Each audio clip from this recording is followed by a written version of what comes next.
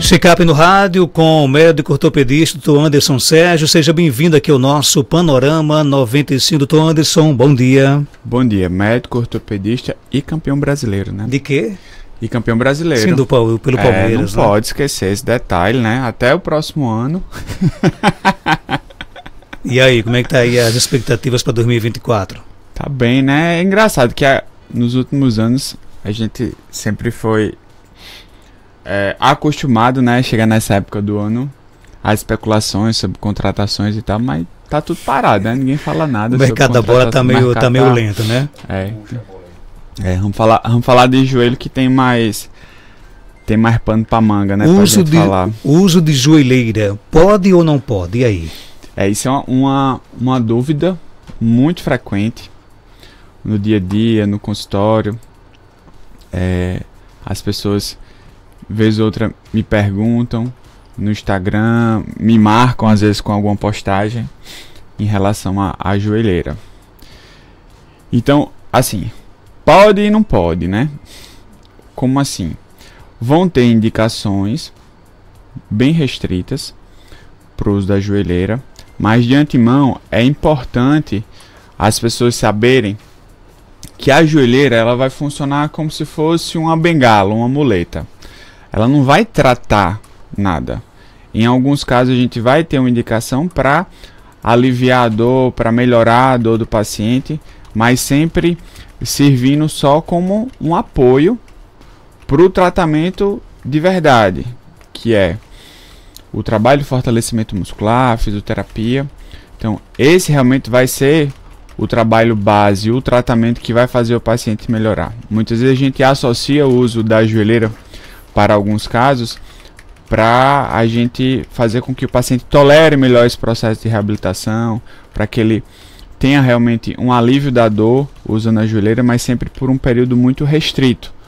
O que acontece muitas vezes no consultório é o paciente querendo usar a joelheira o tempo todo. E o que os estudos mostram é que o uso crônico da joelheira acaba, de certa forma, enfraquecendo a musculatura.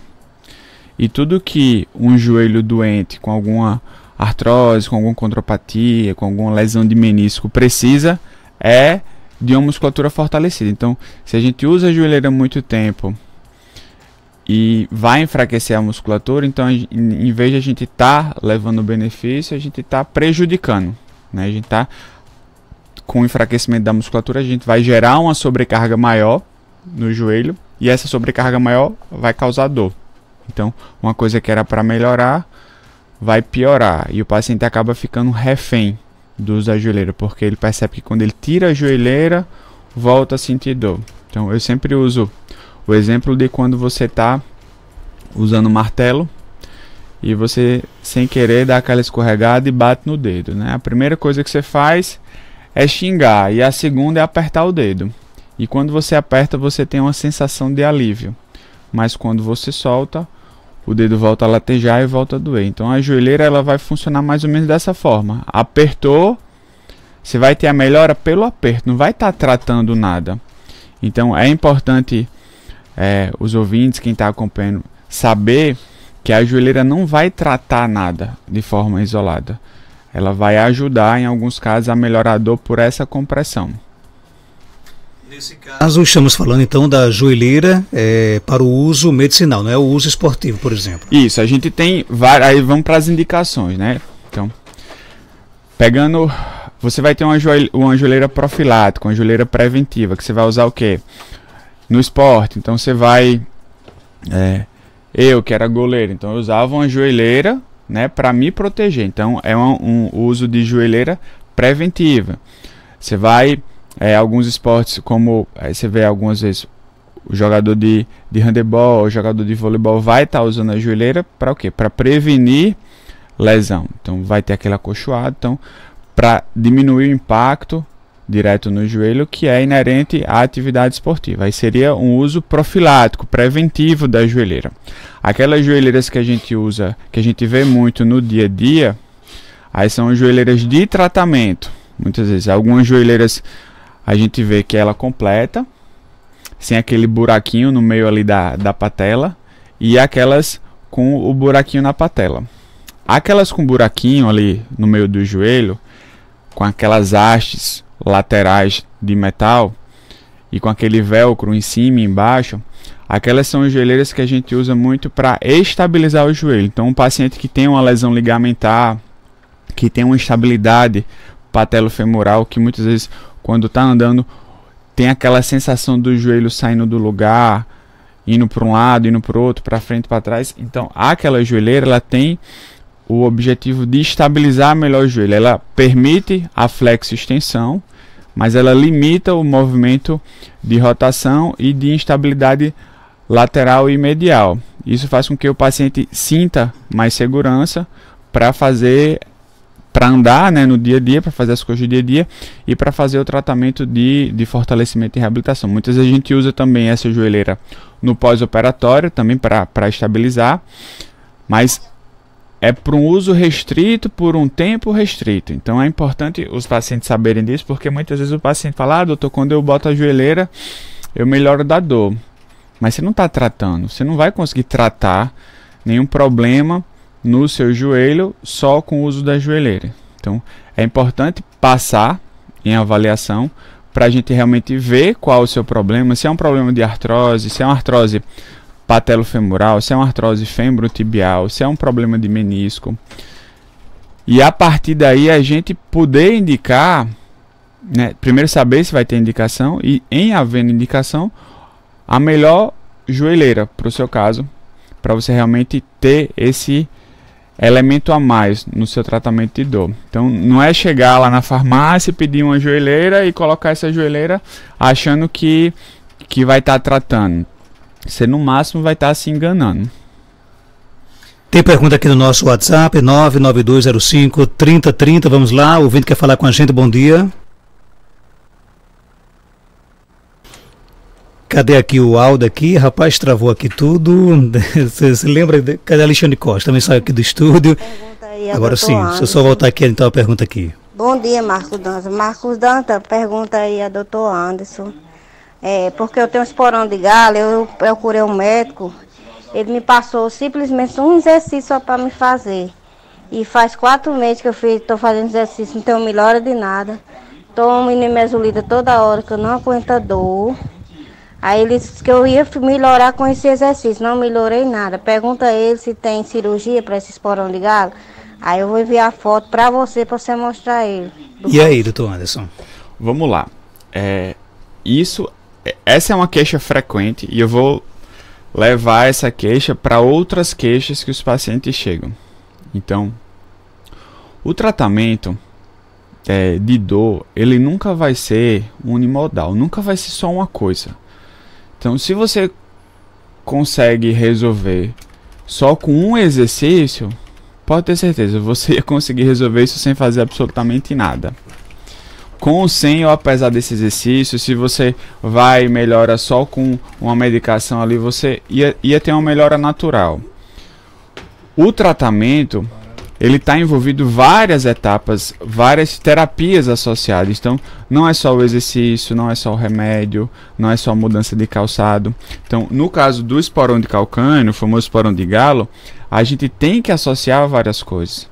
Então, a gente tem que passar um analgésico, um anti-inflamatório, muitas vezes porque o paciente está com aquela afásia plantar, que na verdade a dor do esporão não é pelo esporão em si. Existe um processo inflamatório da fáscia plantar. O que é a fáscia plantar? É uma pelezinha que ela vem do calcanhar e ela abre como um leque para a parte dos dedos do pé, pegando um pouco ali daquela região da cava do pé. Então, existe um processo inflamatório dessa fáscia plantar. Então a gente tem que tratar esse processo inflamatório. Então aí entra o uso do anti-inflamatório. Você não está tendo resposta com a nimesulida. A gente vai ver outro anti-inflamatório que de repente fosse mais efetivo para o seu caso. A gente vai tirar a carga dessa região. Como é que a gente tira a carga dessa região? Fazendo mudança de calçado. Um calçado que tenha um saltozinho atrás para você diminuir a sobrecarga nessa região do calcanhar. Uso de palmilha, uso de calcanheira de silicone para distribuir e tirar a carga dessa região. E associado a isso os exercícios de alongamento, que não vai ser só um, vão ser vários. Em o paciente não melhorando, aí é importante associar a fisioterapia. Então, veja que não é só uma coisa ou outra, é um conjunto de coisas que a gente vai conseguir construir uma melhora. Então, realmente, 4 meses já era para ter melhorado. Então, se não está tendo efeito, é porque não vai dar certo. Então, a gente realmente tem que avaliar e fazer todo esse conjunto de coisas para que o paciente melhore. E dificilmente vai precisar chegar a um tratamento cirúrgico. O tratamento cirúrgico é a exceção da exceção da exceção. Então, quando o paciente não melhora, muitas vezes a gente lança a mão de fazer alguma aplicação, infiltração ali no calcanhar.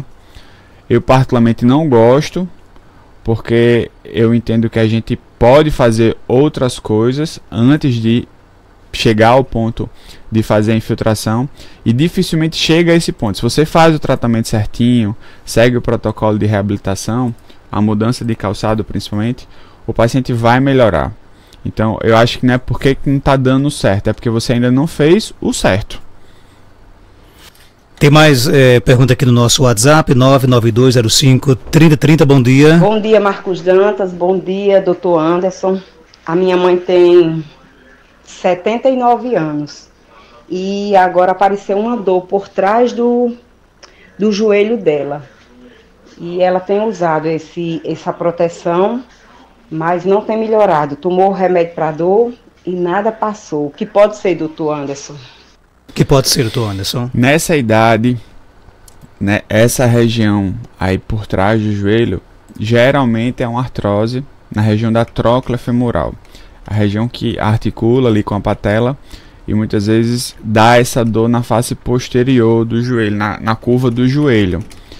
Então, se o uso da joelheira e a medicação analgésica ela não está fazendo efeito, então a gente tem que avaliar, de repente, solicitar uma radiografia para ver o grau dessa artrose, ver realmente que medicação ela usou, para ver se de repente tem alguma medicação mais forte, que a gente consiga usar por um tempo mais prolongado, e associar alguma terapia de reabilitação. Você veja que na maioria das vezes, quando os ouvintes eles mandam alguma dúvida, geralmente o tratamento foi só uso de remédio, uso de remédio, uso de remédio, ou alguma coisa tipo uso de uma bengala, uso de um amuleto, uso de uma joelheira.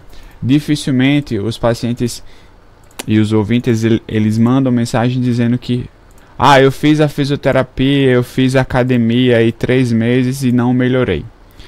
Então é importante que as pessoas entendam que o tratamento de dor ele é um conjunto de coisas para que a gente consiga realmente trazer a melhora para o paciente.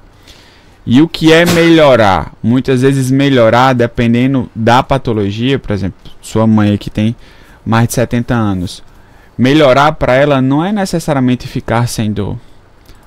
E sim, melhorar vai ser que ela, por mais que ela tenha dor, mas que seja uma dor que deixe ela fazer as coisas no dia a dia de casa, que ela seja independente, que ela consiga ir ao banheiro, que ela consiga se alimentar, fazer os deslocamentos, ir para a rua, mesmo que ela sinta dor. Então, é importante a gente sempre alinhar as expectativas do tratamento com o paciente, para o paciente entender qual o objetivo, onde é que é para ele chegar. E nesse caso dela, é importante passar com avaliação para a gente ver o grau dessa artrose, tratar da forma adequada. Muitas vezes a gente tem que lançar mão de alguma viscosuplementação, infiltração, colocar como se fosse a babinha do joelho lá dentro para ela melhorar dessa dor, para começar realmente a fazer o tratamento de fato, que é o tratamento de reabilitação, que é o fortalecimento muscular, o exercício físico. Doutor Anderson, eu sofri um escorrego, derrapando o joelho direito para trás, estou caminhando e sentindo dor muito fina. Pode ter algum desligamento? Quem pergunta é a Fátima, de Jardim do Seridó. Fátima, você pode ter feito, como você teve essa entorse do joelho, geralmente a entorse ela pode acontecer duas coisas de lesão, ou uma lesão ligamentar, ou uma lesão do menisco. O menisco ele é um discozinho em formato de um C, que fica dentro do joelho, que a principal função dele é de amortecimento.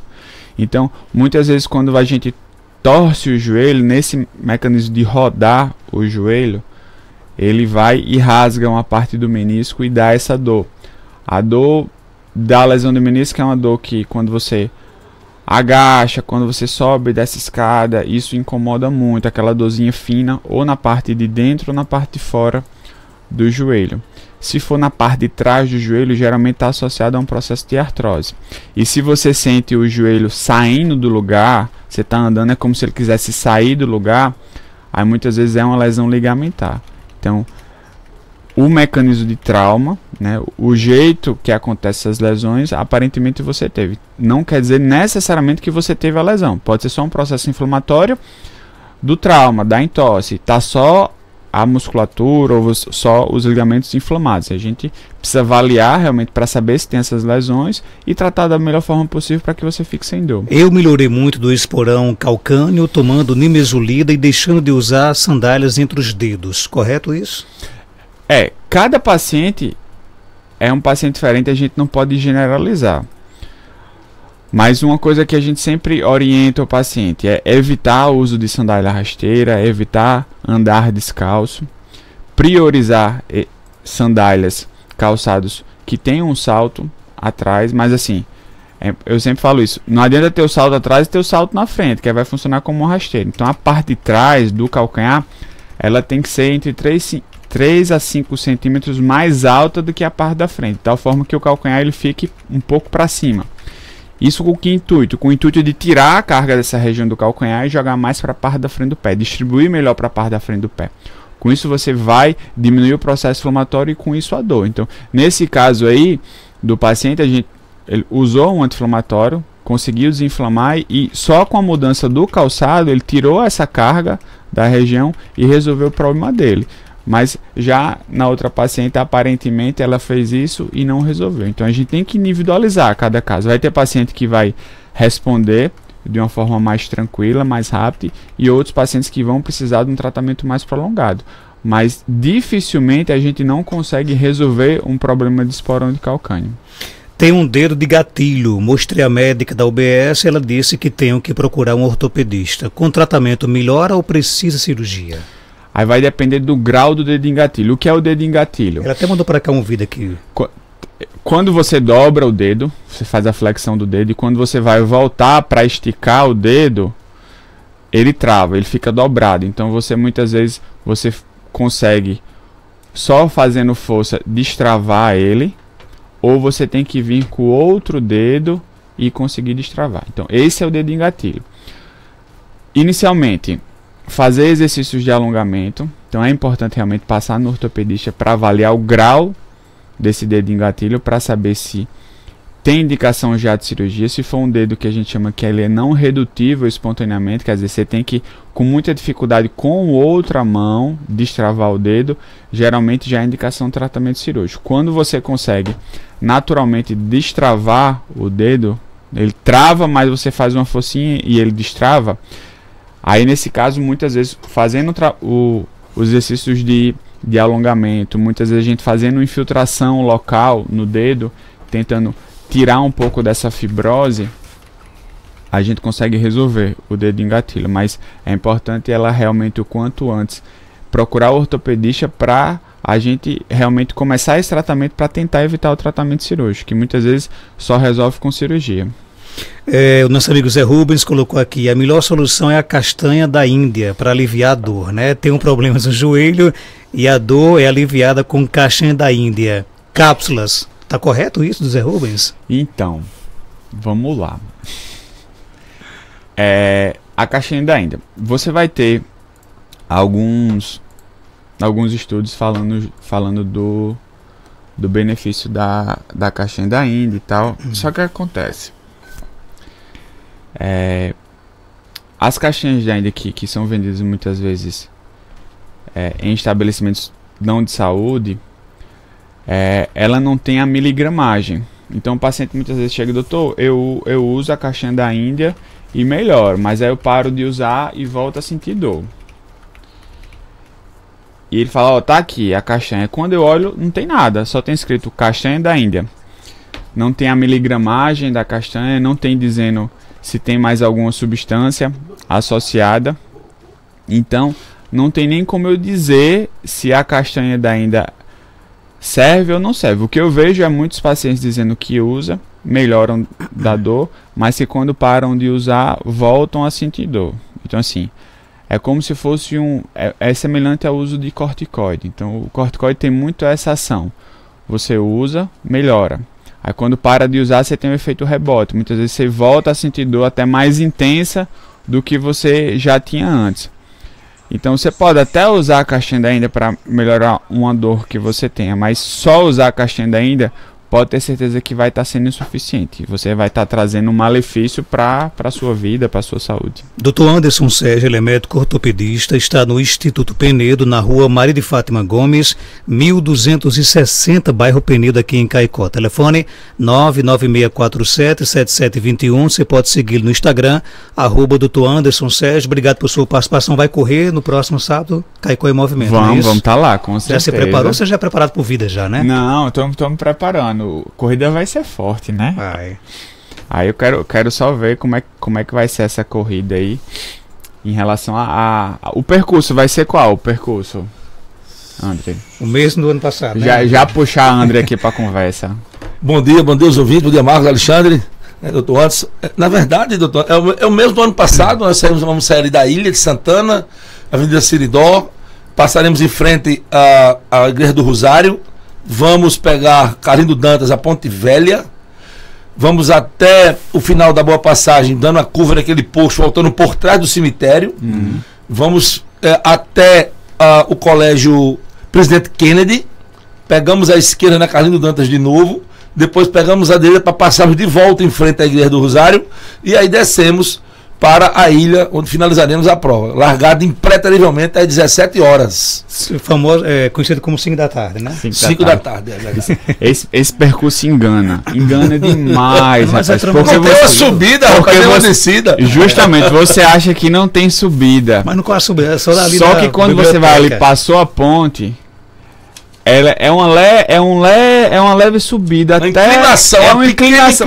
Rapaz, você olha. Você olha achando que é uma reta e você vai achando que é uma reta. Então assim, quem nunca fez esse percurso, que é um percurso inverso da Corrida de Santana, né? É um percurso muito bom. Só que a pessoa se engana achando que não tem subida. É muito melhor do que a Corrida de Santana, que tem aquelas subidas da Coronel.